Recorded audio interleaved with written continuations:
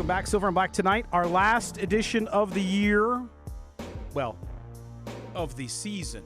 The just finished season as we go on hiatus with just the nighttime show. I had somebody also call me. It was an active week for me in social media. I was answering a lot of people, especially on YouTube. We've had our stadium tour video is over 100,000 views or close to. Wow. And the drone videos. People love the drone videos. So yeah, they're cool. We're going to keep doing those for you guys, and I'll play one during the next break too, by the way. But there's like, dude, you guys said you cover the Raiders all the time, all year round, and now you're telling me the show's not going to be on. I'm like, no, dude, just Tuesday. Sunday we'll still be here, 2 hours. Tuesday was more of like a wrap-up show from the weekend, right? Correct. Yeah, because you and I recap games for the most part. Right. And so that was the whole point of it. And we feel very proud because the folks here at CBS Sports Radio 1140 and Entercom, who's our parent company, they believe enough in the Raiders. They know they saw the power in what we were doing 2 years before the team got here. And and then this year they added this show. Just if you're looking for a station, other people are going to start covering the Raiders in Las Vegas, folks. And then this is not just self-serving for me. The station and the group here at Entercom are committed more than anybody to covering the Raiders on the radio. Yep. And so we're not going anywhere on Sundays. We might take a week off at the end of the month, depending what happens. But nonetheless, it's still, we've now, again, I always say the number, 97 weeks.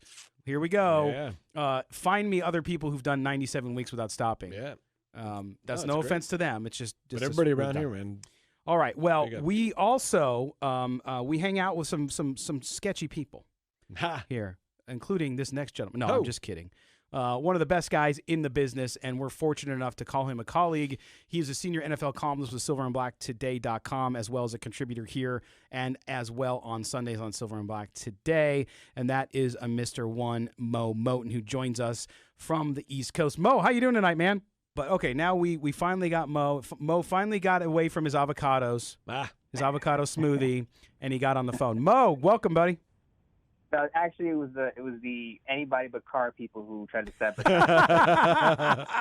I wouldn't doubt that, man. It's a raging fire of anger, disagreement. I mean, it reminds me of the national political scene. I always say that because it's like, some people think one person is the devil and the other people think it's God. And so you can't argue in between because nobody wants to see in between. But that's why we love you, Mo, because you actually lay it out and you give it to us straight. Even though we know how you feel about the Raiders, you never let that creep into your coverage. So let's dive into your column from today where you basically say, listen, Tom Brady is not going to be a Raider. And you go through the reasons why. And first, we start with the one that I actually have more of a little bit of a rub with you on because I don't disagree with you 100%, but a little bit, which is you say Tom Brady wants weapons and the Raiders don't have enough of them. Explain what weapons they don't have that Tom Brady would need. Now, a lot of people are going to push back and say, what about Josh Jacobs, great offensive line, Darren Waller? I get it. But if you look at Tom Brady, I did some research, did some digging on this. Tom Brady with young wide receivers doesn't really do well. I believe Aaron Dobson was the most effective. He had about 500 yards as a first-year wide receiver with Tom Brady. Now, the Raiders have Hunter Renfrow, who I'm a big Hunter Renfrow guy, but he's not going to take over a football game. Right. Terrell Williams has been a number 2 option basically his entire career. Even with the Chargers, even when he's healthy, he's a number 2 guy. He's not a dynamic wide receiver that's going to take over a game. So my question is, if you're going through the air and the defense takes away or limits Darren Waller, what's your plan B? Like, who are you going to take over the game? And the Raiders just don't have that wide receiver yet. I know people say, well, the draft's coming up, there's a deep draft wide receivers. But as I said to open my argument, Brady hasn't really done well with first-year wide receivers. I know N'Keal Harry was banged up earlier this year, but he was drafted in the first round. And he did next to nothing this year, even though he did miss nearly half the season. Wasn't effective with Brady this year. No, that's true, and I think that you look at that, and you're right. I mean, the Raiders are not in the position, Mo, where where they're stocked everywhere, right? We know the issue at wide receiver. We know the challenges they've had at that position, including, which was, to me, just so evident last year. But then I think you see examples of other teams that are in similar positions but yet still win more, and you can throw the defense in there and talk a lot about that. The second point that you make, Mo, when you were talking, again, we're talking to Moe Moton, our senior NFL columnist, also contributor at Bleacher Report, here about why he says Tom Brady will not be a Las Vegas Raider, is you say here, which a lot of Raider fans 100% agree with you, which is he won't have the defensive support. And you mentioned this a little bit, but talk about that stat again and talk about Tom Brady working on teams that have good defense versus not. Now, the Patriots, with Tom Brady as a full-time starter, this excludes the 2008 season, 15 out of 18 seasons, he's had a defense, he's had a top 10 scoring defense, which means points allowed. And the other 3 years, the defense is ranked, I believe, 15th and then 17th for 2 years. The Raiders haven't been better than 18th since, I believe, the 2002 season. So he's going to go from New England to Oakland, where Patrick Mahomes plays. If anyone's heard of him, just won a Super Bowl, pretty good. Going to need a defense to beat the Kansas City Chiefs, and he's not going to have that with the Raiders. Raiders still have they have parts there. Max Crosby, Clelin Ferrell flash at the end of the year. Trayvon Mullen's pretty good. But they still need playmakers on every level of that unit, and he's just not going to have the defensive support, which means he's going to have to throw more, he's going to have to score more points, and you don't want Tom Brady at 43 years old in a shootout. It's just that's not a recipe for success. No, I agree with you on that, Mo. Again, talking to Moe Moton, senior NFL columnist with Silver and Black Today, contributor at Bleacher Report and here on CBS Sports Radio 1140. And Mo, I think you're absolutely right about that. And you look at situations for Tom Brady, because we've seen a lot of national media today that talk about, okay, well, here's where Tom Brady could go. Here's where it makes sense. And they start talking about the Chargers, and they start talking about the Raiders, and they talk about the Colts, and they talk about all these different teams. But in reality, I don't understand why, just because he's entered free agency, why they don't think he'll be back with the Patriots. The owner, Bob Kraft, has said, we're going to make this right. And so, to me, he might be exploring because it's his right to do so. He's never had the free agency. He might make a couple visits just to check it out. But to me, the most natural spot is where he's at. Mm-hmm. Right. And I'll say this real quick. Maybe I have a petty mind, but you got to remember Tom Brady was drafted in the 6th round. So he was passed up multiple times by every team.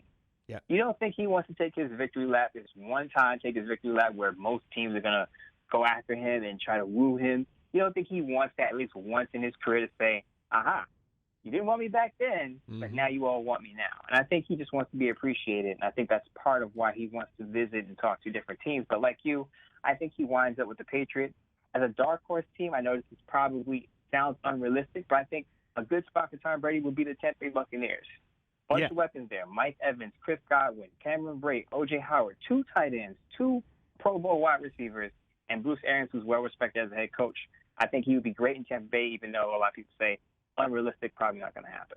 Well, and no, I agree with you. And I think Tom Brady in Tampa Bay is far more realistic, Mo, than Phillip Rivers, who I think, with all due respect to him as a guy, I think his skills have far degraded more than even Brady's. I'm not saying Brady's haven't, but Brady, I think, can actually, at this point in his career, believe it or not, I think he can throw a more accurate deep ball than Phillip Rivers can.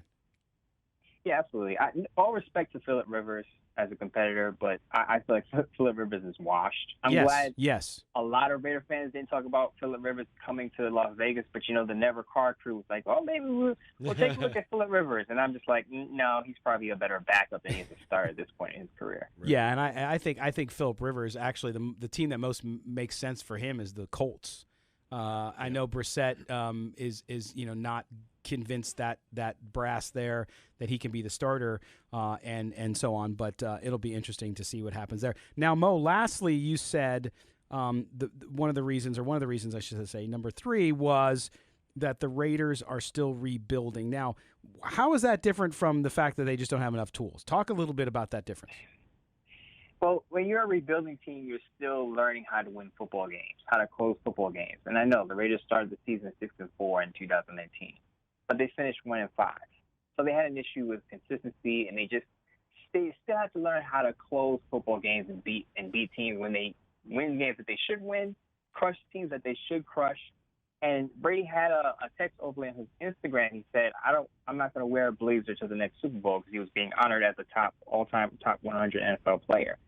And basically he's saying subtly that he wants to be on a contending team. He wants to play for another Super Bowl. He wants to go after another title. And we all know the Raiders have one winning season since 2002, 2003. So if he's looking at contenders and the Raiders have been deficient in winning over the past nearly 2 decades, why would he go to Las Vegas to a team that's still on the way up, still rebuilding, again, with a lot of young parts, that's still trying to establish a winning culture? He wants to win now, not go there and establish something. No. That's my view on that. No, I agree. And then, Mo, lastly, we're out of time. We're going to take a break, but make sure you go read Mo's column because he also talks about the picture that started a lot of this as well. So he's got some great thoughts there. And Mo, we'll be talking to you more on Sundays pretty soon here as we get up to the Combine and the Draft. As always, my friend, thanks for all the work you do. Thanks for having me. Thanks, No Mo. more Brady rumors, please. None. No No more. We're done. All right, Moe Moton, our senior NFL columnist at silverandblacktoday.com and a Bleacher Report contributor. We're going to step aside when we come back. The Silver and Black Tonight rolls on. Don't